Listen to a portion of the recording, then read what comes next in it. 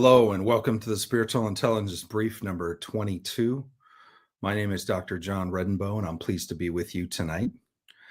I'm excited to share with you one of my favorite presidents and his history with God and with dreaming. And tonight, we want to answer the question, did God warn Lincoln? Now, I was going to record this actually yesterday, and for some reason, throughout the day, it just didn't feel like it was the right time. I just didn't feel like I was ready to record this. There was some more research that I wanted to do for any number of reasons. I didn't record this yesterday. And I think it's interesting considering the events that played out yesterday evening with the White House Correspondents' Dinner and the attempt on the president's life. I'm kind of glad I didn't record it yesterday, but I am also pleased to get the opportunity to record today. This is at the crux of why we do what we do.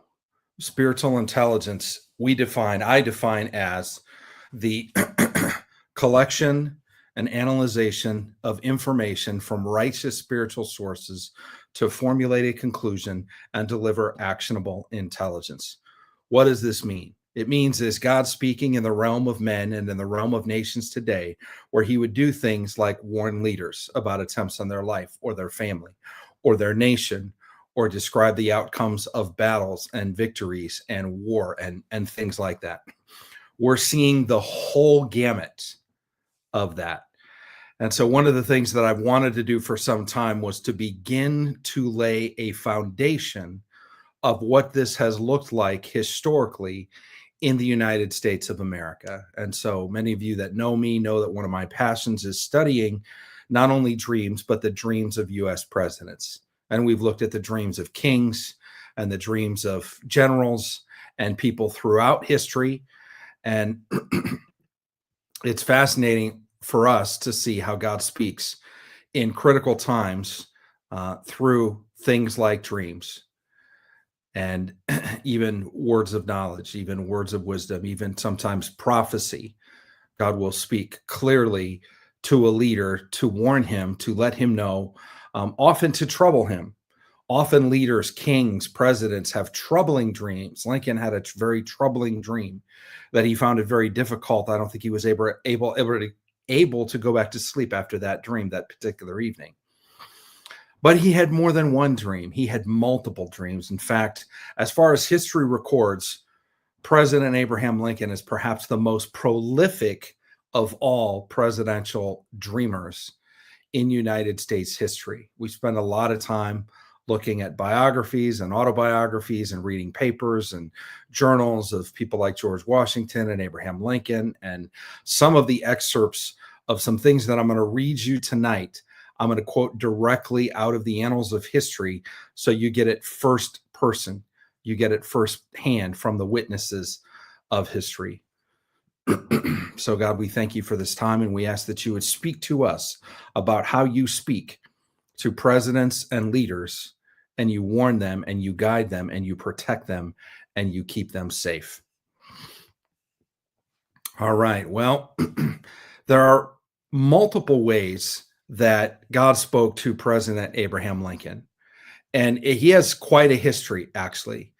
And in fact, one of the first recorded dreams that he has is a dream that he writes in a letter to his wife, to Mrs. Lincoln, on June 9th of 1863. So obviously this is the height of the Civil War. There's things that are happening. He was in Philadelphia. And he just sends basically a letter that says, or this excerpt in a letter that said, "Think you had better put Tad's pistol away. I had an ugly dream about him." Now, this is from actually the complete collection of the papers and writings of Abraham Lincoln. But the letter was June 9th, 1863, Mrs. Lincoln, Philadelphia, Pennsylvania. "Think you had better put Tad's pistol away.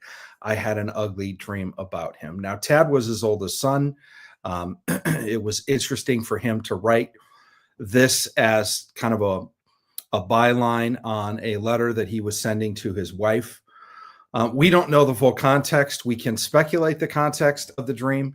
Certainly, it was about a safety measure. If he's saying you better put Tad's gun away, he either thought that his son could have an accident with a gun, or maybe something even a little bit more nefarious, that maybe he was depressed or was thinking some evil thoughts or something like that. But I think it's interesting that one of the first recorded dreams that we have of President Abraham Lincoln is a warning, and it's a warning about a gun. And it's also a warning for his son that he shares with his wife.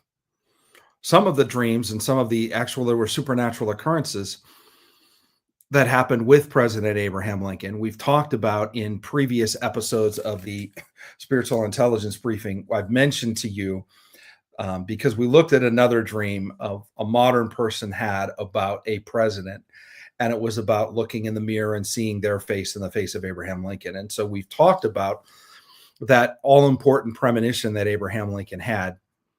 And this was back when he lived in Springfield. I think this was in 1860 when he had that premonition where he looked in the mirror and he saw himself like laid out, but then he saw another face, but the face looked old and gaunt. And he tried to recreate it. He was able to recreate it 3 times. And then he tried to recreate it again, or to show his wife, and he couldn't do it. He actually tried to recreate it as well in Washington, D.C., in the White House, and he couldn't. So it happened 3 times. It happened, I believe, in Springfield. And he told his wife, Mary Todd Lincoln, about it. And her response was, I think it means that you're going to win not just 1, but 2 terms as president of the United States, but that because the face looked sunken in and the hair was a little gaunt and tired and gray, she said, I think it means that you're going to die during your 2nd term, which, as we know, historically is exactly what happened. So that's actually, there's a chapter in a book written by his best friend, who was his business partner, his law partner, and it was called Recollections of Abraham Lincoln. And I'm going to read to you some excerpts from that, because the book was published in 1865, obviously the year Lincoln was killed. And so it's a firsthand historic account by one of the people closest to him, one of the people which he actually shared his dreams with. So I think it's really interesting that he shared his dreams with this gentleman, and this gentleman tells the story of what it's like. One of the most famous dreams that he had, he shares with Ward, and Mary Todd is there as well. And there's a reaction that she has, and they begin to discuss the dream.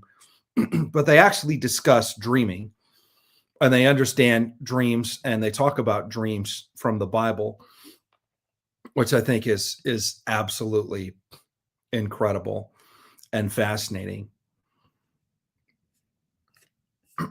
So let's start there. Again, I'm reading from Recollections of Abraham Lincoln. Mr. Lincoln called them was his in large measure. He freely acknowledged that this peculiarity of his nature is shown in his strange dreams and presentiments, which sometimes elated and sometimes disturbed him to a very astonishing degree. From early youth, he seemed conscious of a higher mission. Long before his admission to the bar or his entrance into politics, he believed that he was destined to rise to a great height, that from a lofty station to which he should be called, he would be able to confer lasting benefits on his fellow man. Interesting, he's talking about a recognition of the call of God on his life. He believed also from a lofty station he should fall. It was a vision of grandeur and of gloom, which was confirmed in his mind by the dreams of his childhood, of his youthful days, and of his maturer years. Now, I haven't been able to actually find dreams of Abraham Lincoln from when he was a child, but I think it's absolutely fascinating that he held these 2 ideas in tension. He knew he was called to greatness, but he knew that he was going to fall from a height of greatness, that he was to say it in a different way, I think he knew or expected that he was going to die while he was in office. And so that's fascinating. It's fascinating to me that he might have a knowingness even when he was broke. You know, he ran for Congress because he was homeless. He literally was at the point where he was so broke as an attorney that he didn't have money for housing.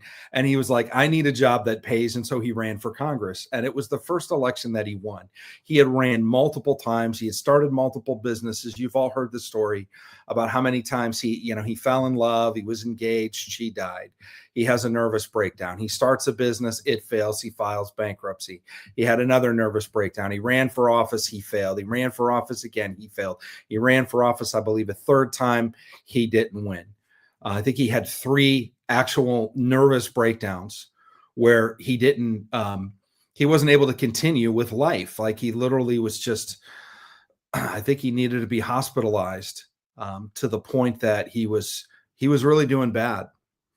And what happened then was he continued on. And this is the story of the resilience of Abraham Lincoln. And then he runs for Congress and he wins, and he's in Congress 1 year. And kind of as a joke and kind of as a play to block one person on the GOP side, basically, of the presidential ticket. They wanted to block one guy on the set of nominations. And so they put in Lincoln, kind of knowing that Lincoln would never win the nomination and he would never certainly get elected as president. And if he did, it could split the nation apart. And what happened was somebody else dropped out. The political shifting occurred, and it was a completely unintended consequence that Abraham Lincoln was nominated for president in the election of 1860. It wasn't something that he had really planned for. It wasn't something that the party had really planned for. He was happy to take the nomination when they offered it to him, but albeit knowing that it was a play to prevent somebody else or to pull votes away from another potential candidate. And then when somebody else dropped out, suddenly he has the nomination for president. And then when he ran for president in 1860, he wins. Now, what's interesting is he had no votes, not one single vote in the South. He wasn't even on the ballot in the South at all, so they couldn't vote for him. The Democrats, of course, absolutely hated him. He was part of the Whig Party back then, which was a precursor to the GOP. Many members of his party hated him.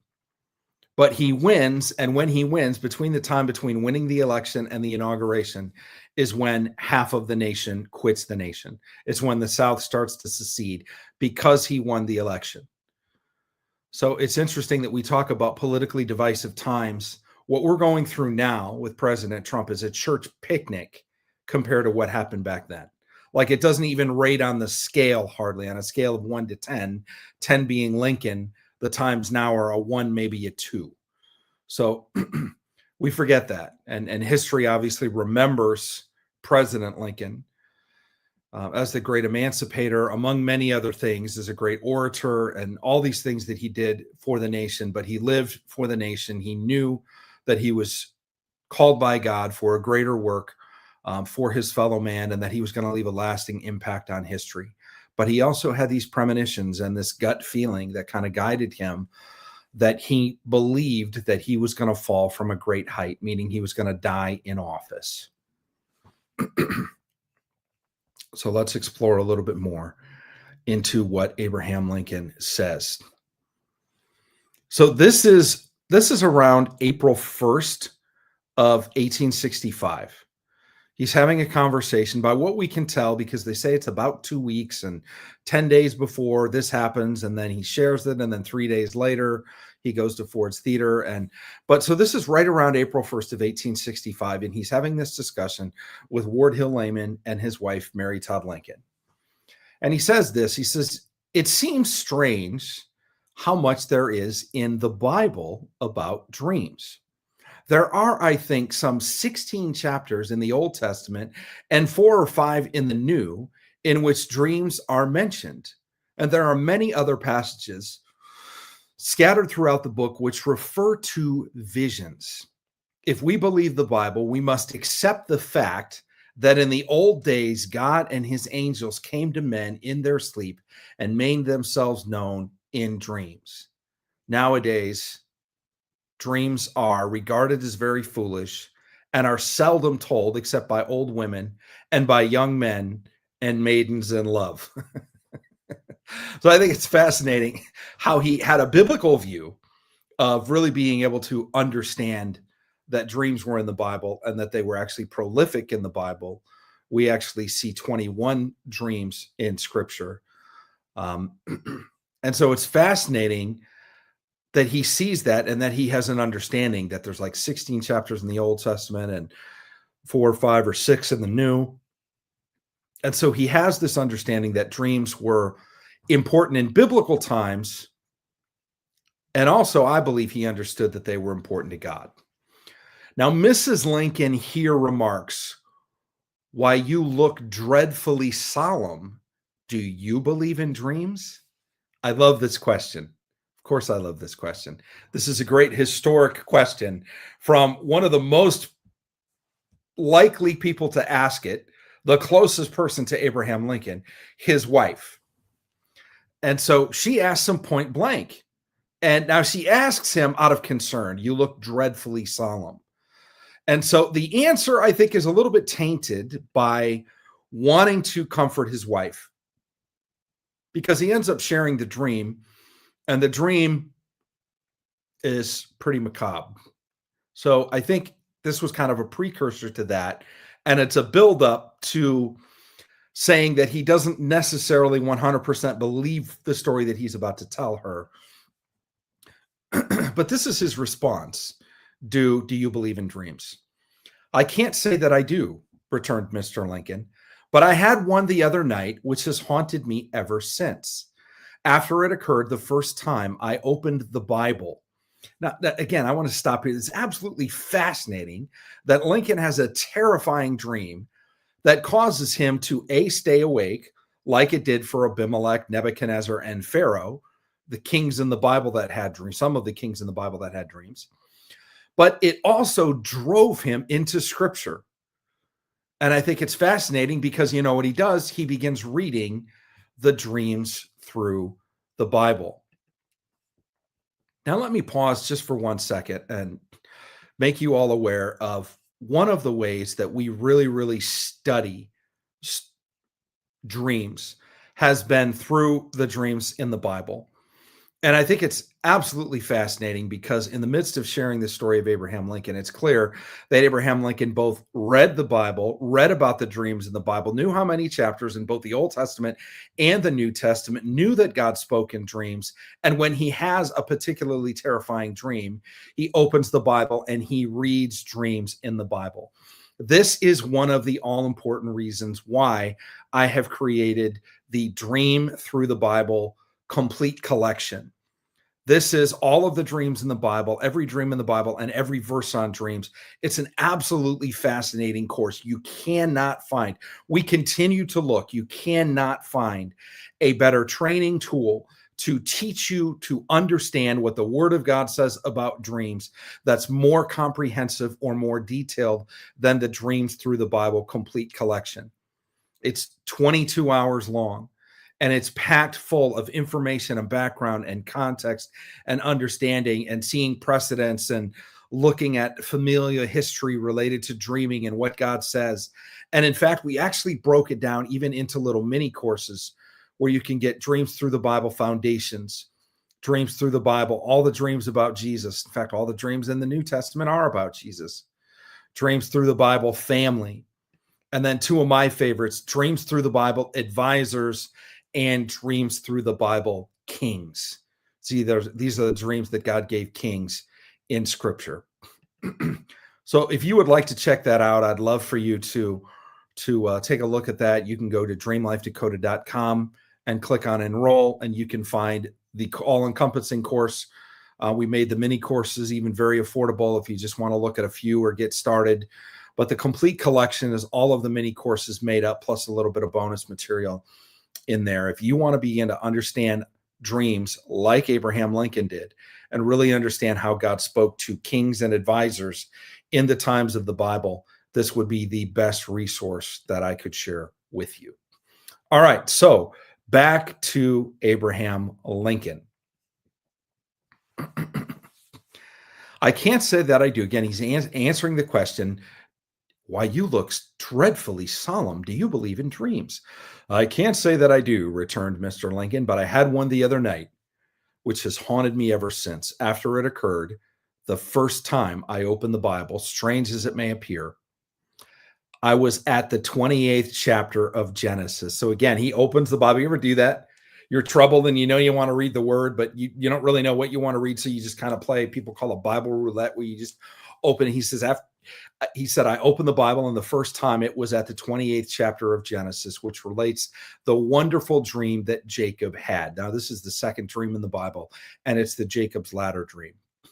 I kept on turning the pages of the old book, and everywhere my eye fell upon passages recording matters strangely in keeping with my own thoughts.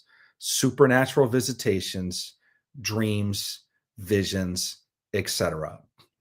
So again, after having a disturbing dream, he reads the Bible. God takes him straight to Genesis 28, the dream of Jacob and Jacob's ladder, which is one of the key dreams that we talk about in the Dreams Through the Bible course.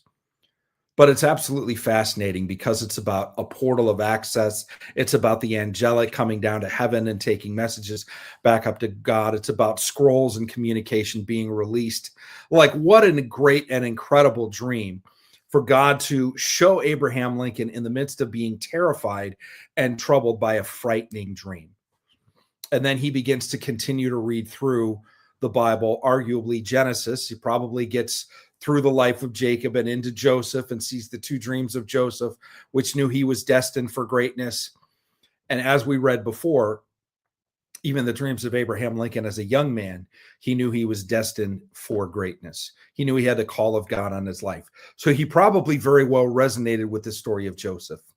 And then into Joseph in prison and interpreting the dreams of Pharaoh's advisors. And then beyond that, even into the dreams of Pharaoh and being summoned before Pharaoh. And obviously the fulfillment, or part of the fulfillment, of Joseph realizing that this was part of what his dreams had showed him, that he will be called to greatness. And could this be what this level of greatness looks like, is standing before Pharaoh and giving him an answer to a riddle, to a message, to an enigma that God had given him in a dream. Back at the White House, he now looks so nervous and disturbed that Mrs. Lincoln exclaimed, "You frighten me. What is the matter?" Now, again, he had supernatural visions, dreams, and visitations. He said he fell upon passages recording matters strangely in keeping with my own thoughts. It's very likely, considering where he was in Genesis 38, that as he continued to flip ahead, he ran across the story of Joseph, and then he ran across the baker and the cupbearer. And I remember the baker was warned in advance of his own death. 3 days, in fact, in advance of his own death. Many believe, though we don't have an exact date of when this conversation occurred, that we believe that this was around the 11th of April in 1865, which is interesting because, as you guessed it, it was about 3 days before he went to Ford's Theater. So I think it's fascinating. So even the fact of what he read in Scripture, could God have been warning him? Now, he doesn't say, I read the story of the baker, but it does say that he knew that he was appointed for greatness, that he was going to be a great person, that he was going to help out his fellow man. And so I believe he had a desire and even a suspicion that he might become president of the United States, as far away as that seemed throughout his political career and before running for Congress, and how the many failures that he had. But he also knew, he also believed that may be the end of him, that it may be his demise. And so likely, I believe, though again, the text is not clear, 150 some odd years ago, The text is not clear, but I do think it's absolutely fascinating that the area of which he was reading in scripture, he likely came across the dream of the baker, which predicted his death by 3 days. "I am afraid," said Mr. Lincoln, observing the effects his words had upon his wife, "that I have done wrong to mention the subject at all." Now he's concerned for Mary Todd. "But somehow the thing has got possession of me. Like Banquo's ghost, it will not go down." Now, albeit you can see both his good nature, his joking nature, and his effort to calm his wife, this did anything but that. This only inflamed Mrs. Lincoln's curiosity all the more. And while bravely disclaiming any belief in dreams, she strongly urged him to tell the dream, which seemed to have such a hold upon him. Being seconded in this by another listener, Mr. Lincoln hesitated, but at length commenced very deliberately, his brow overcast with a shade of melancholy. Now, likely the listener is the person writing this, which is Ward Hill Layman, his best friend, his law partner, his business partner, and also his bodyguard. This is where he gets into the story. "About 10 days ago," said he, "I retired very late. I had been up waiting for important dispatches from the front.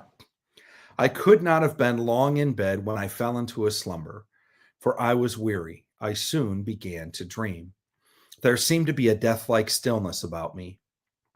Then I heard subdued sobs, as if a number of people were weeping. I thought I left my bed and wandered downstairs. There was silence. There the silence was broken by the same pitiful sobbing, but the mourners were invisible. I went from room to room. No living person was in sight, but the same mournful sounds of distress met me as I passed along. It was light in all the rooms. Every object was familiar to me. But where were all the people who were grieving as if their hearts would break? I was puzzled and alarmed. What could be the meaning of all of this? Determined to find the cause of a state of things so mysterious and so shocking, I kept on until I arrived at the East Room, which I entered. There I was met with a sickening surprise. Before me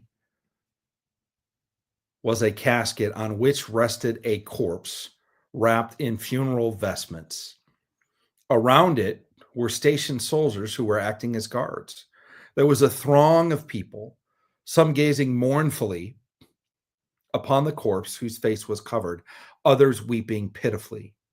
"Who is dead in the White House?" I demanded of one of the soldiers. "The president," was his answer. "He was killed by an assassin."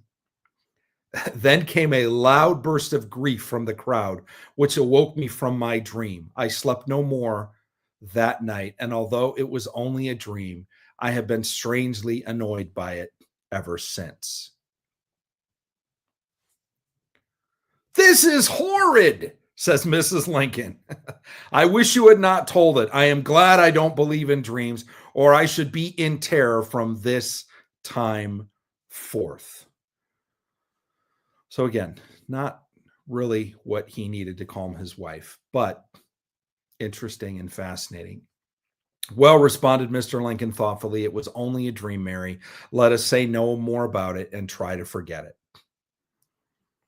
Now the author continues, "The dream was so horrible, so real, and so in keeping with other dreams and threatening presentiments of his that Mr. Lincoln was profoundly disturbed by it.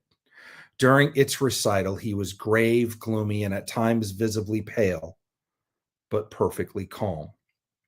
Now, again, it's almost as if he knew, and the text, the various texts, I looked up multiple things from the complete writings of Abraham Lincoln to the recollections of Abraham Lincoln by Ward Hill Layman to where we're going to actually get into the diaries of some of his cabinet members. So we really researched this out historically, and I think it's really interesting to understand that there's a little bit of variation in how this plays out. In fact, one variation that I've read says, he said, the response from the soldier was, "The president, sir, he was killed by an assassin's bullet." So not only saying that he was dead, but that he was killed by an assassin and that it was a gun that was used as the weapon of murder, which I think is interesting. I believe this is the most accurate presentation of this dream because it's by someone who was in the room, his best friend, someone who was very comfortable with obviously him and his wife to have part of such an intimate conversation where she was visibly disturbed and worried about her husband, and her husband was looking grave and visibly pale. But at the same time, he was calm. And again, this leads back to the information that we found that even as a kid, he knew that he was going to attain to a great height, but likely fall from a great height. And this even goes back to, I believe it was 1860 in Springfield when he had the apparition, supernatural encounter, whatever you want to call it, the two faces that appeared in the mirror. And Mary Todd had said, "You're going to win not just one, but two terms, but you're going to die during your second term." So now this doesn't appear to be necessarily at the forefront of their minds, because kind of surprised they don't mention that mirror apparition at this time. But albeit this was 1865, that was 5 years ago. It was in a completely different world. It was another time. The Civil War probably hadn't started yet. I think it might have even been before the election or right around the time of the election. So in conversations with me, he referred to the dream afterwards, closing with one quotation from Hamlet: "To sleep, perchance to dream, ah, there's the rub," with the strong accent on the last three words. In other words, he kept a healthy respect for and maybe an apprehension for dreaming after this point. Now, he didn't dream a lot after this point because he likely shared this on the 11th of April. So he only had 3 more sleeps after that. Mr. Lincoln had another remarkable dream, which was repeated so frequently during his occupation at the White House that he came to regard it as a welcome visitor. Now, again, this chapter that I'm reading is by Ward Hill Layman, and the chapter is called Dreams and Premonitions. And so it includes the story of the apparition in the mirror, but he also includes this really interesting discussion on understanding dreams. So this is perhaps, he didn't always have bad dreams. This is a dream that he says was a welcome visitor. He had it so frequently. Mr. Lincoln had another remarkable dream, which was repeated so frequently during his occupation of the White House that he came to regard it as a welcome visitor. So he loved this dream. It was one pleasing and a promising character, having nothing to do in it with the horrible. Now, before I pause, or before I share that, I'm going to share another dream that he had, and this is actually an excerpt from the papers and the writings of Abraham Lincoln. This is another dream. Now, if you know the story of Abraham and Mary Todd Lincoln, after they were elected, of course, the Civil War starts immediately. Scarlet fever is going around. Their son Willie catches scarlet fever. I think while they're having, it might have been even the inaugural ball, but they're having a massive party at the White House, and Willie ends up dying that night. And they're torn between going up in the room and coming down and being with the guests. And so their son Willie passed away. Now, this sent Mary Todd into a horrible depression, during which time, I believe it's recorded, she has 7 different seances in the White House to try to contact the spirit of her dead son, Willie, because she missed him so much. And this is really, really fascinating. If you watch the theatrical cinematic reproductions of the life of Abraham Lincoln, there's one in particular where he basically yells at his wife, like, I'm fighting this war all alone. You're not with me because you've been grieving our dead son, Willie. And she had been in this deep depression. She wore black. She mourned all the time. She didn't do anything. And she had, again, I think 7 seances in the White House to contact Willie. And so she was in incredible, outrageous grief while the Civil War is going on, while there's an attack from even his own political allies, supposedly. They investigated his wife for spending too much money with redecorating the White House.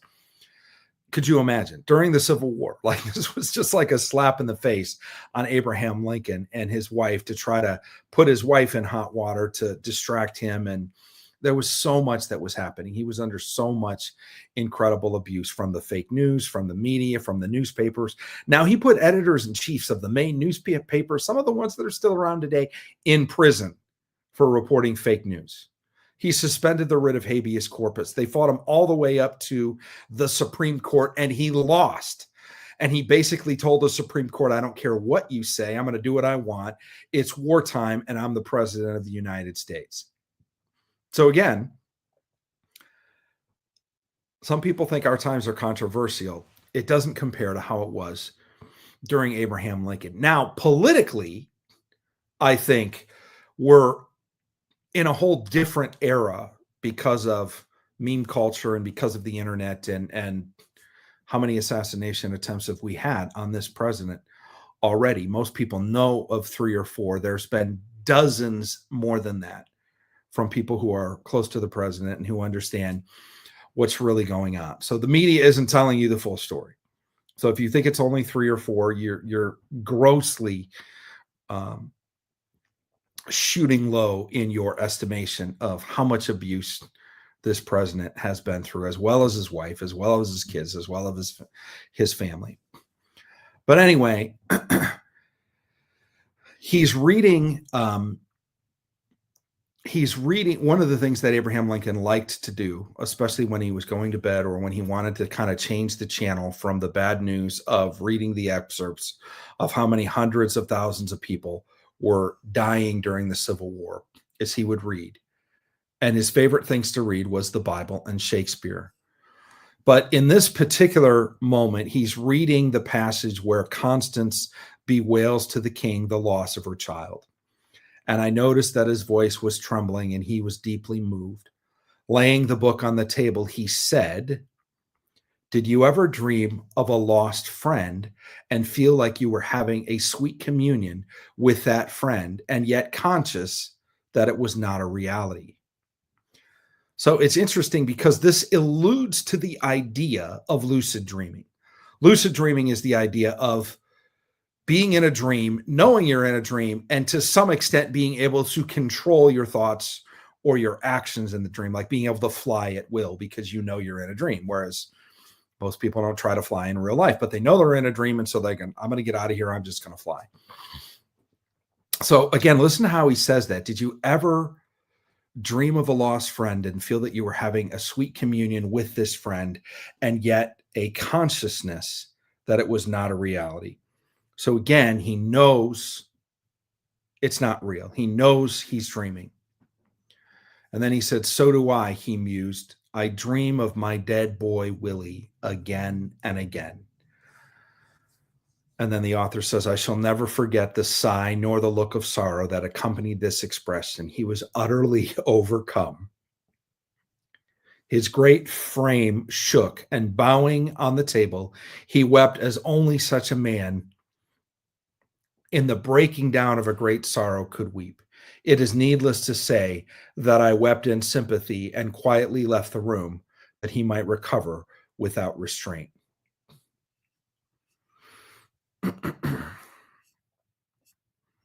Isn't it fascinating that he dreamt of Tad, but it was a warning, perhaps a warning that could save his life. He dreamt of Willie, but multiple times, but it was after Willie passed. I think, since we know all dreams come from God, that this was a way that God was helping him to take time to process the death of his son Willie during running the country, despite it being fractured during the Civil War. he threw himself into running the war and working with the generals. And he spent a lot of time actually at the dispatch office. There's even a story of when they went into the election of 1864. He was down at the dispatch office where the radioman was receiving the intelligence and reading the transcripts. And this was the day of the national convention for his political party. And they didn't know if they were gonna nominate him or not. After all, he gets elected and civil war breaks out. So you want to talk about, I'm sure there were people arguing against, we need to get Lincoln out of here and we need to end the Civil War and fix the country, though obviously it would have had arguably a much less desirable outcome than it had with Lincoln at the helm. But so he goes back up to the White House. He has lunch, he swallows a quick lunch, and then he goes down to the dispatch office and he's reading the dispatches, and then comes across a dispatch that says that his vice president had been nominated for re-election. And he was like, I thought they would nominate the president first before they would nominate the vice president. And the radioman, the dispatch officer was kind of freaking out, and he goes, I sent that by courier up to the White House. Didn't you get it while you were at lunch? And he said, no. So he didn't even know that he received the nomination for re-election in 1864. That's how busy he was, worried about the dispatches from the Civil War, taking a break, going up to the White House, grabbing some lunch, and then hurrying back. And it happened during that time. And they sent the courier. They put it on the president's desk, but they didn't get it to the president. And so he has to find that his vice president has been nominated for re-election before he finds of his own re-election, which is incredible and fascinating. Yeah, I can't think of something worse than outliving your children. Exactly. I 100% agree with that. Absolutely heartbreaking. Yeah. And again, we know that dreams come from God.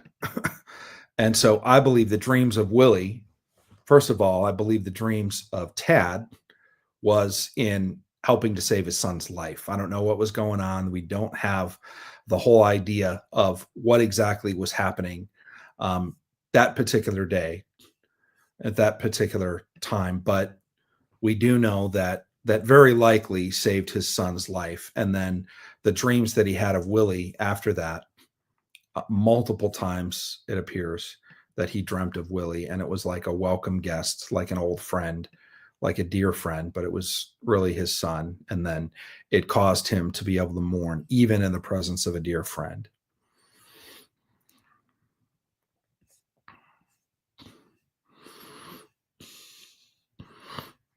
So Ward Hill Layman is talking about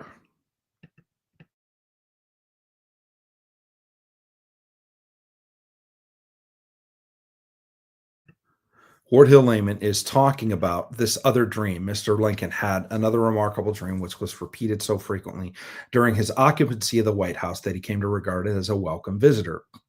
So apparently that happened with two dreams. So he had two different sets of recurring dreams. One was seeing Willie, and he loved seeing Willie. There's other accounts that talk about Willie would like walk up and stand on the side of his bed or at the foot of his bed, and he would have conversations with his son that was obviously deceased. And so he loved those. He loved the moment of of not feeling the heart-wrenching pain of having lost a child, and for a few moments believing that he was actually having a conversation, though as we find out from the writings of Ward Hill Layman, that he knew his son was no longer alive. But he did enjoy seeing him in his dreams. So he began to regard this recurring dream that I'm about to share with you of a pleasing and promising character having nothing in it of the horrible. It was always an omen of a Union victory. Now, let me say that this is Ward Hill Layman's recollection of this particular set of recurring dreams, because not everybody agrees that it was about a Union victory. So it always It was always an omen of a Union victory and came with unerring certainty just before every military or naval engagement where our arms were crowned with success. Some people that are credible historically that differ with this account, and we're going to read both. We're going to get into it so you can see and you can discern for yourself.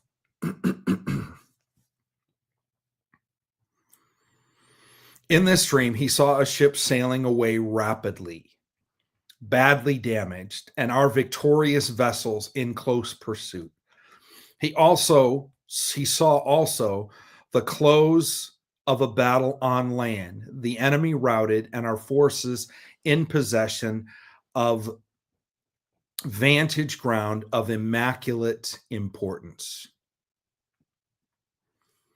Mr. Lincoln stated it as a fact that he had seen this dream just before the battles of Antietam, Gettysburg, and other signal engagements throughout the war. Now, because I want to stick with this dream, I'm going to hop over and I'm going to read you something else.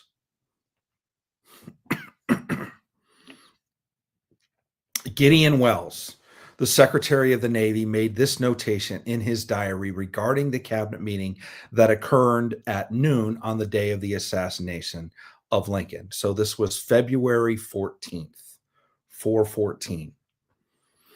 And it's at the cabinet meeting that's happening at noon. And he says, congratulations were interchanged and earnest inquiry was made whether any information had been received from General Sherman. General Grant, who was invited to remain, said he was expecting hourly to hear from Sherman and had a good deal of anxiety on the subject. The president remarked that the news would come soon and would come favorably. He had no doubt. For he had last night his usual dream, which had preceded nearly every important event of the war. I inquired the particulars of this remark. He said, Gideon, it's in your department. Or Mr. Welles, it's in your department. So it's interesting that the Secretary of the Navy is the person that's saying, well, what is this dream that you had that portends an event of national importance or perhaps a victory of national importance? He said it was in my department. It related to the water, where he seemed to be in a singular and indescribable vessel, but always the same. That he was moving with great rapidity toward a dark and indefinite shore, that he had this singular dream preceding the firing on Sumter, the battles of Bull Run, the Battle of Antietam, Gettysburg, Stone River, Vicksburg, Wilmington, etc. General Grant remarked with some emphasis and austerity that Stone River was no victory. For a few such victories would have ruined the country, and he knew of no important result from it. The president said that perhaps he should not altogether agree with him, but whatever might be the facts, his singular dream preceded that fight. Victory did not always, this is what he says, victory did not always follow his dream, but the event and the results were important. Or another version of this says it portended an event of national importance. He had no doubt that a battle had taken place or was about being fought, and Johnston will be beaten. For I had taken this strange dream again last night. It must relate to Sherman. My thoughts are in that direction, and I know of no other very important event which is likely just now to occur. Now, the Civil War was over. The treaty had been signed. It had been signed very recently. Sherman was on his way back. They're expecting to hear news from Sherman, and Lincoln has this dream. Now, he has this dream at the night and into the morning of February 14th. He shares this at the noon cabinet meeting. That's why it's in the diaries of Gideon Welles, the Secretary of the Navy. That's why it's mentioned by other cabinet secretaries. I don't know if Ward Hill Layman was in the room or not. So it's interesting that his recollection of this sounds like he heard it as a story, but not necessarily first person.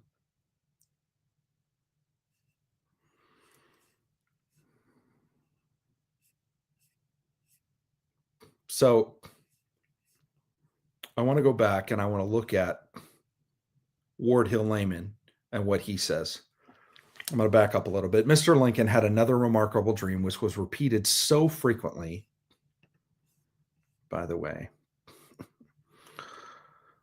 hi everyone. Thank you for joining us. I'm reading, so I'm not watching the comments as closely as I normally do, but we're discussing Abraham Lincoln and Ward Hill Layman in this particular passage that I'm reading from Ward's book about the recollections of Abraham Lincoln, 1847 to 1865.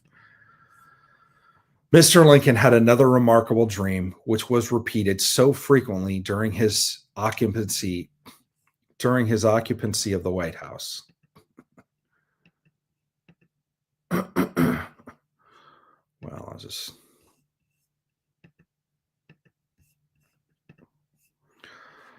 I don't want to distract from the words here. It was pleasing and a promising character, having nothing in it of the horrible. It was always an omen of a Union victory. Now, again, the Secretary of the Navy, Gideon Welles, would take issue with that in his writings, and came with an unerring certainty just before every military or naval engagement where our arms were crowned with success. In this dream, he saw a ship sailing away rapidly, badly damaged, and our victorious vessels in close pursuit. He also saw the close of a battle on land, the enemy routed, and our forces in possession of vantage ground of incalculable importance. Mr. Lincoln stated it as a fact that he had this dream just before the battles of Antietam, Gettysburg, and other signal engagements throughout the war. So they even vary on which battles he said he had the dream before. Now, again, I think it's fascinating that the Secretary of the Navy says he had it before the firing on Sumter, which was the start, obviously, of the Civil War, the battles of Bull Run, Antietam, Gettysburg, Stone River, Vicksburg, Wilmington, etc. But then he says, oh, and by the way, Stone River was no victory. For a few such victories would have ruined the country. So again, it's interesting, the variations of the dream too. It was always the same, that he was moving with great rapidity toward a dark and indefinite shore, that he had that's basically what it says. He was on a ship moving through the water with great rapidity towards a distant shore. Now that sounds like a crossover dream. Could it be preemptive of his passing? Great question. Great question. Because the very next thing Ward Hill Layman says is the last time Mr. Lincoln had this dream was the night before his assassination. On the morning of that lamentable day, there was a cabinet meeting. Of course, we know that it's at noon from the diary of Gideon Welles, the Secretary of the Navy. There was a cabinet meeting at which General Grant was present. During an interval of general discussion, the president asked General Grant if he had any news from General Sherman, who was then confronting Johnston. The reply was in the negative, but the general added that he was in hourly expectation of a dispatch announcing Johnston's surrender. Mr. Lincoln then, with great impressiveness, said, we shall hear very soon, and the news will be important. General Grant asked him why he thought so. Because, said Mr. Lincoln, I had a dream last night, and ever since this war began, so again, that confirms what Gideon Welles said about the firing on Sumter, I've had the same dream just before every event of great national importance. It portends some event that will happen very soon. After this, Mr. Lincoln became unusually cheerful. In the afternoon, he ordered a carriage for a drive. Miss Lincoln asked him if he wished for anyone to accompany them. No, Mary, he said, I prefer that we ride by ourselves today. On the night of the fatal 14th of April, 1865, when the president was assassinated, Mrs. Lincoln's first exclamations was, his dream was prophetic. Again, talking about the dream where he's roaming through the White House and sees and hears that the president had been killed by an assassin.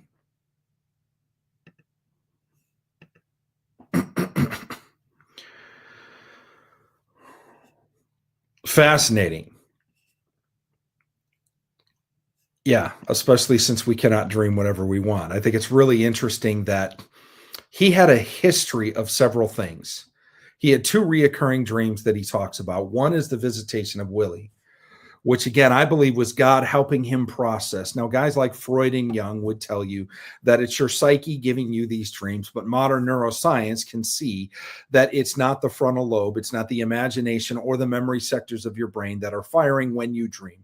In fact, those parts tend to be pretty much asleep and electrical activity is all but dormant. And so we know that dreams are coming from God. So if it's coming from God, why would God give the man who is trying to lead the country through the Civil War dreams of one of the most heartbreaking things that happened in his life? The death of his son, Willie. Well, because I believe it was a break for him. It was a comfort for him. And in the dream, he knew Willie was gone, but he would still have conversations with him.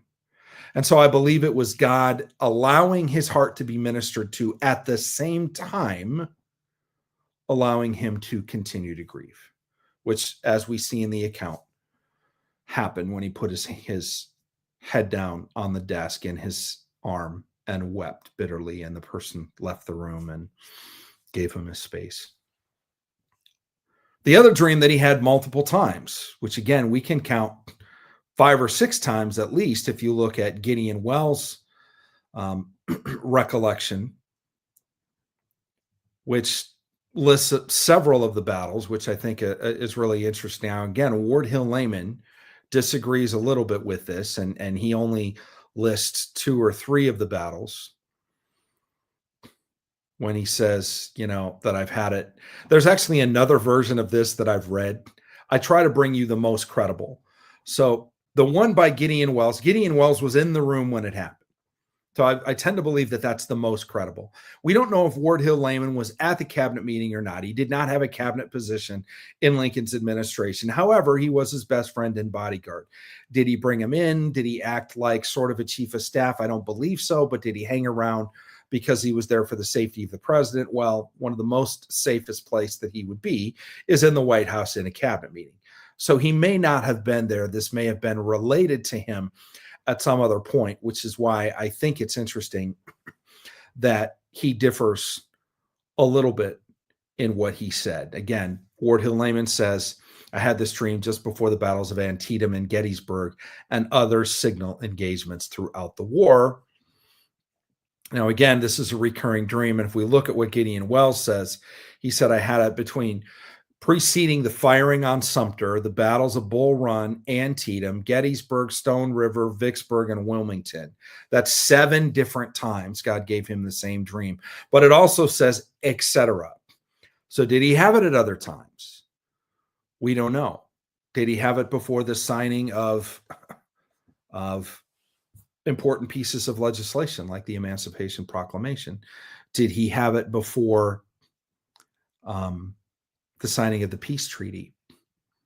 It's interesting, but on this particular day, it seems to give him great reason to be happy. And in fact, he wants to almost go celebrate and go on a carriage ride with his wife and just the 2 of them alone. And then, of course, they're going to Ford's Theater. Now, part of the other heartbreaking part about this story is they invited, I think, between 5 and 10 different friends to go with them to Ford's Theater, one of which I believe was Ward Hill Layman, his bodyguard, who I believe in the accounts. I've read multiple books on the life of Abraham Lincoln and probably 5 or 6 different movies or docuseries. There's some great docuseries on YouTube that are, some are like 9 or 13 hours long, part 1, part 2, part 3. I suggest you watch them if you really want to understand the life of Abraham Lincoln, because they're absolutely fascinating. And they can put into context things like understanding what was going on, like the fact that the fact that his wife was so desperately distraught. So yes, wow, I knew God wanted to comfort him concerning Willie. God apparently was using those dreams to comfort him. I 100% agree with all of those sentiments. So really, really interesting what we're seeing in the life of Abraham Lincoln. Again, let's count. By the ones we see, we know he had the warning against of Tad. Lock the gun cabinet, honey. Then we know he had multiple dreams about Willie. Then we know he had at least 7 dreams about the ship. And then we know he had the dream. Now he had the mirror apparition, not really a dream, more of a vision, probably a supernatural experience. That was all the way back in 1865 years prior.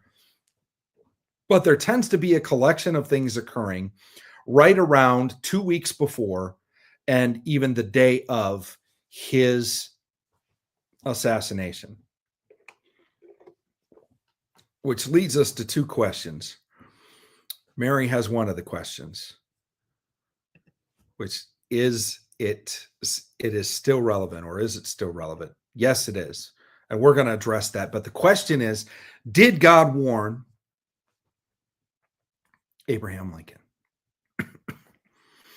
I don't know if warn would be the word, because in the accounts that I've read, again, including the complete collection of Abraham Lincoln's papers, by the way, I have a research library card for Abraham Lincoln's presidential library where I can go in the back and actually go through the papers and handle the things and check stuff out and do research. And, you know, I've been to his home and multiple times. I love the story of Abraham Lincoln. When I was in the Navy, I was on the ship, the USS Abraham Lincoln.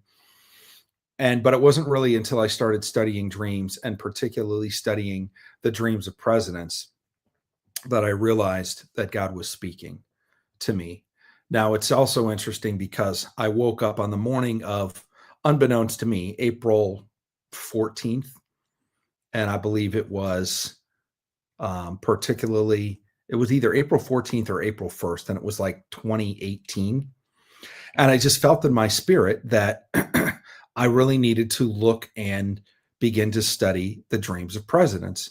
And so I, went downstairs, I got on my computer, I started looking up the dreams of presidents, and I found right away some of the easiest stuff to find out when you look up dreams of presidents was some of the dreams of Abraham Lincoln. And as I began to look and read some of the dreams of Abraham Lincoln, I think it was April 1st, I realized that Abraham Lincoln was given the dream on this day, 150 years ago, which was absolutely fast. I think it was 153 years ago. On that day, God gave him that all-important dream about walking through the White House, going into the East Room, hearing the morning, seeing the lights on, looking on all the rooms, seeing the furniture, can't see any people, goes in, sees the sarcophagus, right, with the vestments on it, with the body laying there in state, and looks at the Marine and says, "Who died in the White House?" And he said, "The president, sir. He was killed by an assassin." And I realized that the day that God woke me up and said, "I want you to begin studying the dreams of presidents," was 153 years to the day from when God gave that dream to President Abraham Lincoln. So immediately God had my attention. Immediately. Now, what's also interesting is I just recently did a recording on Abraham Lincoln and his relation, particularly to some dreams that people have had, including dreams people have had about President Trump. Will God give us dreams? In fact, even replay certain dreams that he gave historically, like to Abraham Lincoln, and repeat those dreams again today? What if I told you in another episode of Spiritual Intelligence Briefing, The Dreams of Presidents, we're actually going to look at a very similar dream another president had under very peculiar circumstances to some dreams that Abraham Lincoln had. You're going to love that episode. It's going to be mind-blowing because we see several things that occur. Number one, did God warn the president? Here's what I believe. I believe God let him know because he felt for some time that he was going to achieve a high office and that he would fall from that high office. I don't see the information in these dreams that could have prevented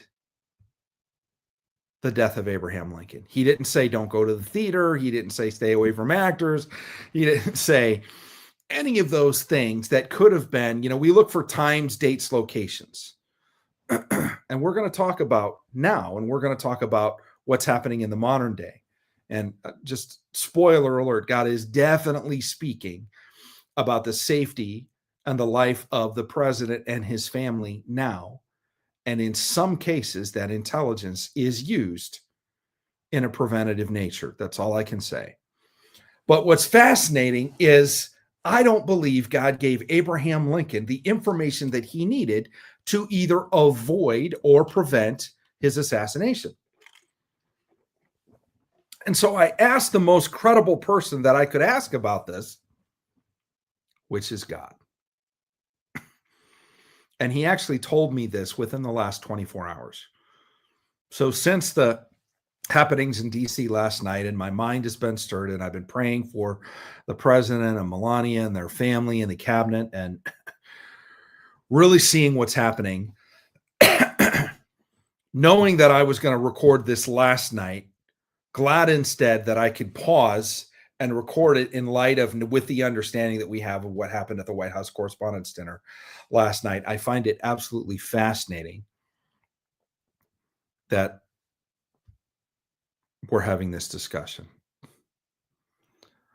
I don't believe God warned Abraham Lincoln to prevent it. I do believe that God let him know that he had a purpose for his life, he had a call on his life, and that there would be a time when, likely from the height of his promotion, let's say, I don't want to say the glory of Abraham Lincoln, because he didn't like the White House. It was like a tomb. It was a place where his son died.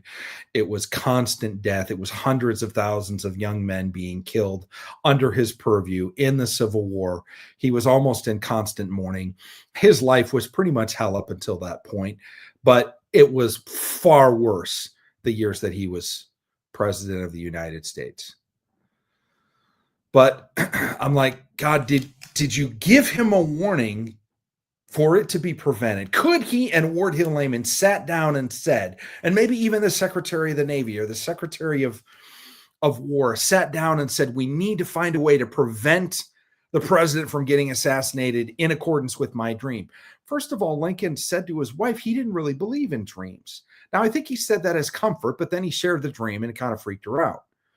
So I think he did believe, and I think he believed particularly in the divine providence of God, because the night that he has the most terrifying dream, we believe to be about April 1st, 1865, he wakes up, he's startled, he's like, oh my gosh, the president's dead, killed by an assassin, laying in state in the White House. What the heck? He can't go back to sleep. He opens up scripture, and he happens to open up to Genesis 28. And what does he hear about? He hears about Jacob's ladder. He hears about God speaking directly to Jacob in a dream. So I believe he found comfort in that. And probably, I believe his thought process went to, maybe God is speaking himself to me through this dream. But it provided a level of comfort to him. It doesn't say he was allowed to go back to sleep, but it was interesting that he knew. So now, was it predestined, as some say? They knew it was fate. You can't change the date. God knew that their lives hung in the balance, and they knew that they could die. I believe the people, Charlie Kirk included, I believe And I believe, by the way, that President Trump has a supernatural protective shield around him, like George Washington. And I don't believe that because I heard the story of George Washington. I believe that because God has showed us multiple things in dreams that link George Washington and President Trump. And again, we've done, I think, 2 different spiritual intelligence briefings on that. You can go back and you can look at that, why I believe that there's a shroud of protection, because we actually saw it in a dream. And it's related to a historic story. And there's an entire book written about this particular account during the French and Indian Wars of how George Washington was protected. He had multiple bullet holes in his jacket and not a scratch on him. And we had a dream exactly like that of President Trump. And we're going to continue to pray and believe that any nefarious and evil force that comes against the president and his wife, in fact, I decree and I declare right now in Jesus' name that they will not be able to take him out, that they will not be able to end his presidency prematurely, and that no harm will befall him and no disaster will come near his tent, him or his family or his cabinet, in Jesus' name. And we plead the blood of Jesus over the presidency, over the White House, over the office of the presidency, over the administration, and over those that are working in behalf of righteousness in Washington, D.C. Did God warn Abraham Lincoln? I believe he did. I believed he warned him so he would know it was coming. I do not believe he warned him so he could prevent it. And again, I asked God even recently, within the last 24 hours about this, and God said, what day was he shot? And I said 4/14. And I'm like, wow, it reminds me, of course, of Esther 4:14, which is often misquoted, but applies in this situation, because it's when Mordecai says to Esther, perhaps you've come to your royal position. Now, a lot of people don't have a royal position. But as far as the United States of America, it doesn't get any more royal than being the first family of our nation. So perhaps you came to your royal position for such a time as this. And historians uniformly agree that President Abraham Lincoln was the only person. He was way outside the norm. He wasn't part of institutional politics. He was completely different and awkward and folksy and lanky and too tall, and his pants were too short, and he would wad up his knees and hold them in his hands like he was some hick fishing down by the river. And there's multiple stories they talk about this. They even recreated in the movies, and he told funny stories, and he was odd and he was socially awkward, but he was unlike any other president that the United States has ever had. But there's no perhaps here. He came to lead our country in a time, in a season, because he was positioned by God to get us through the Civil War, see an end to the Civil War, and see all men freed in the United States of America. And when that was done, he had accomplished what he was put in position for. So did God warn him? Yes, he did. He let him know it was coming, and he had that probably from childhood as we read some of the accounts. Did God warn him with times, dates, and locations to foil assassination? No, he did not.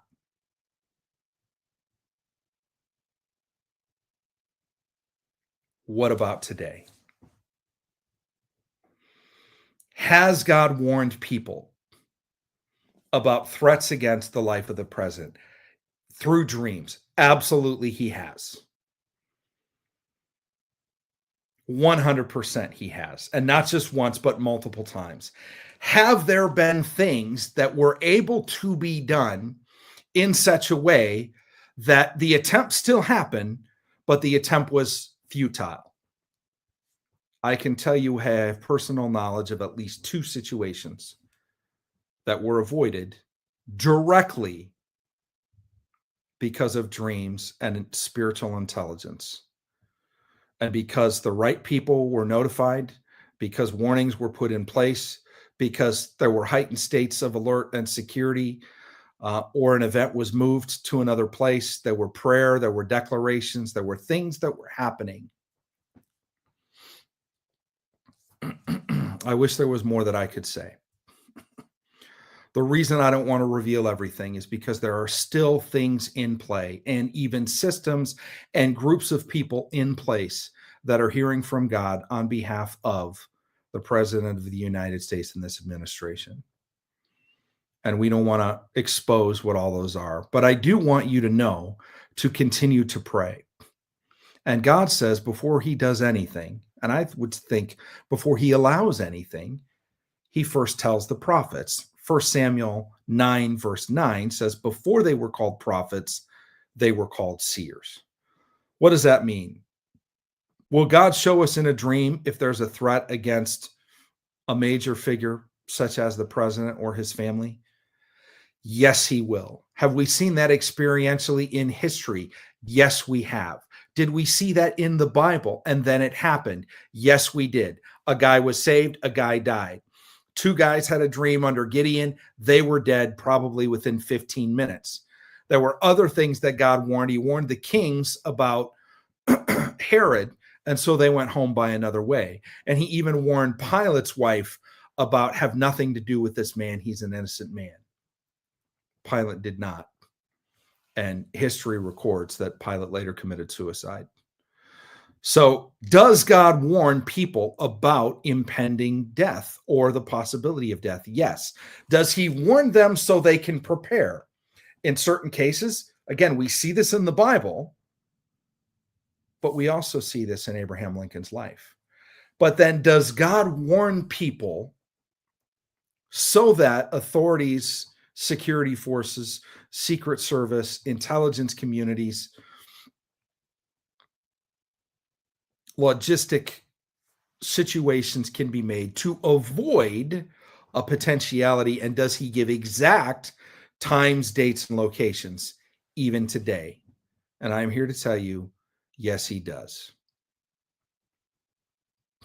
It wouldn't surprise me if God had even given a group of incredible, high-level governmental prayer warriors and spiritual intelligence people a heads up about last night, and that maybe they spent an entire day in prayer together praying for the safety of the president. I can neither confirm nor deny that that's true. I want you to be encouraged.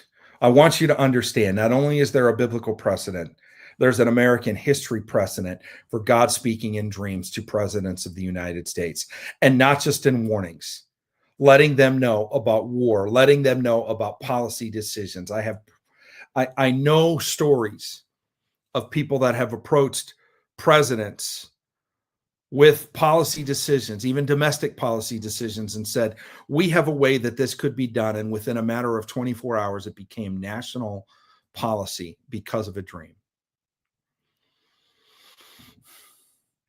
We know other stories, and these have been put out there publicly by people that aren't necessarily involved in my organization, but maybe connected some way, that have had dreams about an airline being blown out of the sky, given times, dates, locations, flight numbers, takeoff, landing, everything, given it all in a dream, not even verifying them, sending it in to authorities who then take it seriously, look at it as a credible threat. Guess what? The times, the dates, the locations, the flight numbers are all the same. They pull everybody off the plane. They search the plane. They find the bomb. And they save the lives of 200 or 300 people. This has happened in recent years. God is on the move, and he warns leaders of what's happening in their lives and in their families, and maybe even with their own administration, through dreams and through visions. If you have a dream, or you've had a dream about the president, about his family, about the administration, about something related to national level, we get a lot on missing persons, human trafficking, kidnapping of FBI agents. We've gotten Secret Service things. We've gotten national security threat assessments of terrorism. And you're looking for, you don't know what to do with it, and you're looking for a place to send it in, go to our website, dreamlifedakota.com, and click on Submit a Dream. And we'll ask you some details. What do you know the time? Because that's important. Do you know the day you had it? Do you know where you were? Just the city and the state is fine. Because sometimes God will take you to a place to give you a dream, to warn you of something. And that's part of the story. What's so incredible in the dream world is even the decode, even the understanding of the dream is part of the story. It's part of the pop. It's part of the sizzle with like, this thing is supernatural. Because God told me to go study the dreams of presidents. I wake up, I go study the dream of presidents, and I start looking at Abraham Lincoln died on 4/14, and that's interesting, but he had this about 2 weeks prior. That would be April 1st. Today's April 1st. Yeah, that kind of stuff happens all the time. All the time. And it's God confirming that he's speaking and that he's speaking loudly. I want you to be encouraged that God still speaks. He still speaks in dreams. He still speaks to presidents and executive leaders, and he still answers prayer, and he is still involved in the realm of men and of nations. What will God use you and your dreams to do, to usher in, or to prevent? Are you ready